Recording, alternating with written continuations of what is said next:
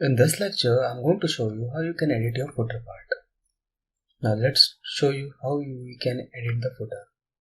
To edit it, you just have to hover over edit with Elementor footer one. Same goes to the header one for editing your header. Over here, you can edit how the footer should be looking like.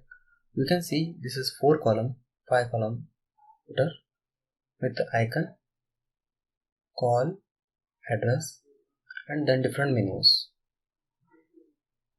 You can see these are different menus. You can change menus over here.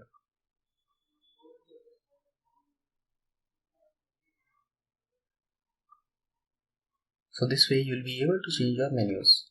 All the menus that you are able to see here can be edited from this menus option.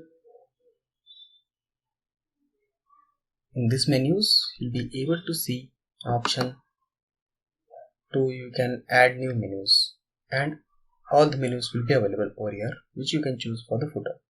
If you don't want to use this menu, you can right click and delete it.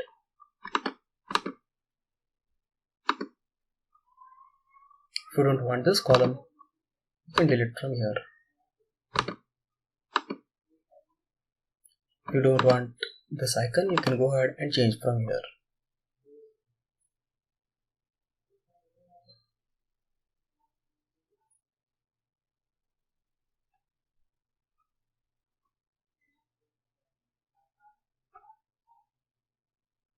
If you want to change the style and the width, you can change from here.